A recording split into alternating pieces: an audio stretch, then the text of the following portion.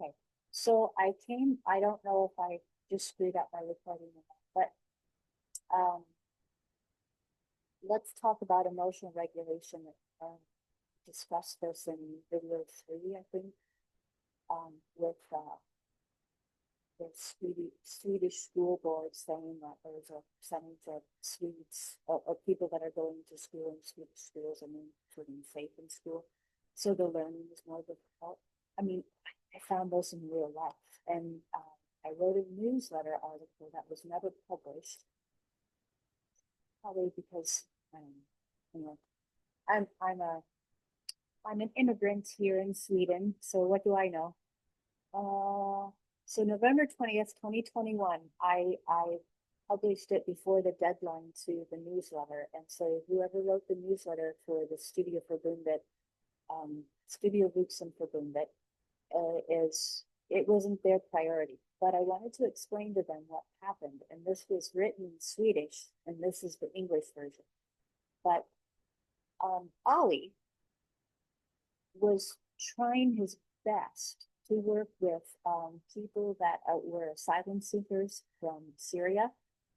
And he was having the toughest time um, getting them to stay focused in class and learning. And he was really struggling.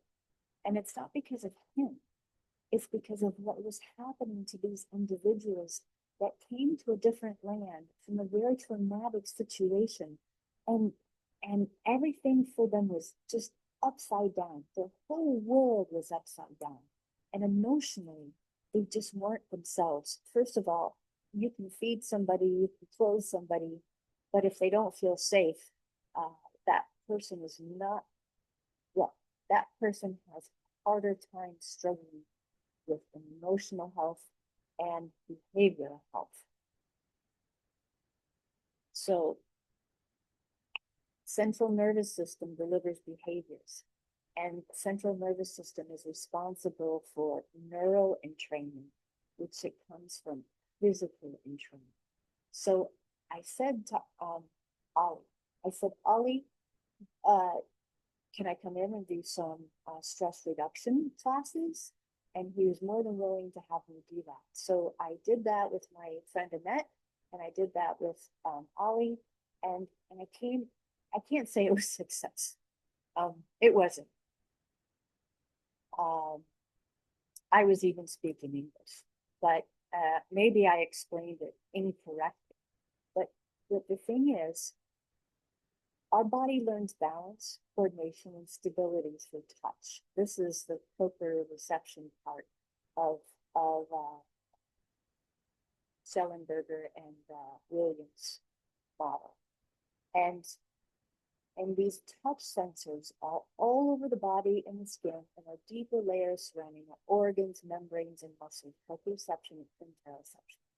So so if one wants to reach the cognition and the true self, then we need to start on the bottom layers, the foundation. And what I found, oh, Mary Williams and Sherry Schellenberger. Woof, now I finally got it. Mary Williams and Sherry Schellenberger from 1996. How does your engine run? Academic learning in the pyramid, which is up here. If one wants to attain this component, then the auditory learning skills and the attention functions below academic learning need to be taught and be solid. So then auditory learning skills and attention focus center functions couple in order for the academic goals to be learned. So I have to say, a change in lifestyle brought on by loss, grief, illness, stress, change all these components and activities of daily living and behavior. I mean, you think about what these Ukrainian refugees that came to Sweden and the Syrian refugees. At Studio Förbundet, we had such a tough situation. the Syrian refugees are coming to Sweden.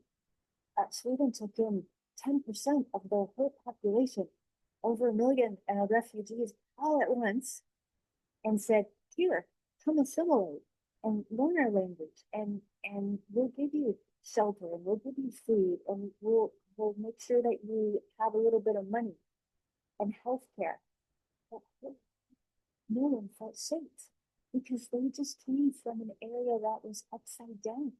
And the same for the Ukrainian women. I mean, oh, I cannot tell you how strong those Ukrainian women I just thought were, and men too. Sorry,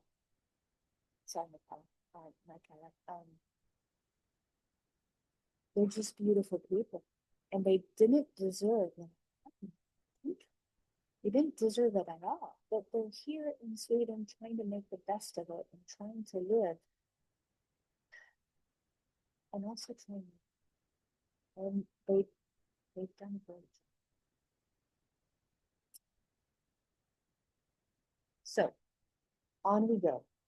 I think now is a good time to share Danielle.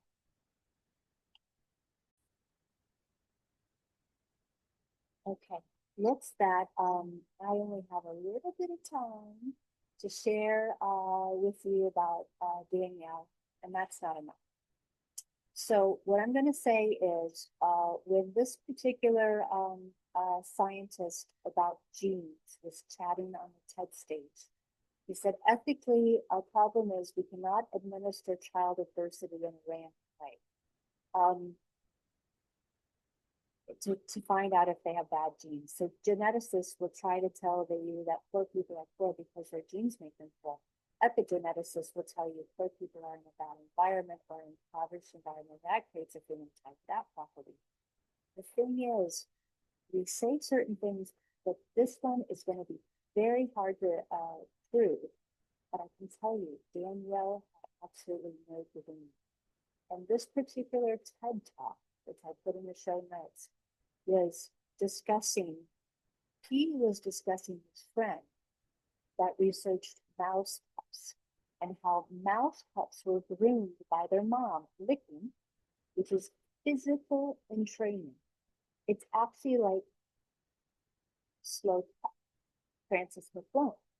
And the more often and more frequent the mouse mother licked the mouse pups, the better behavior as the mouse pups developed into mice.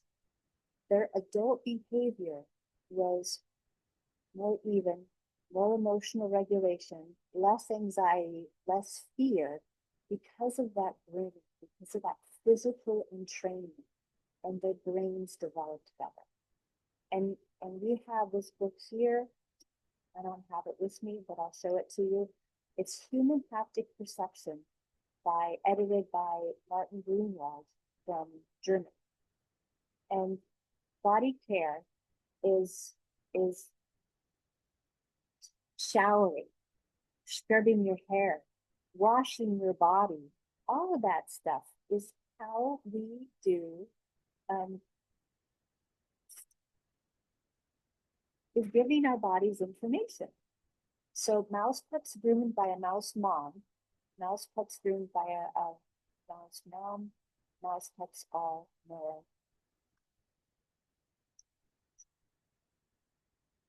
even regulated. I think this is the TED Talk. Yeah. How early life experience is written into the DNA. Oh. So I'll put that in the show notes. And then the next video will be all about Danielle. So bye for now. So cool, wherever you are. And that video letter number 5 right here, we'll have number 6, maybe 7, and maybe 8, but then we'll be done. Done.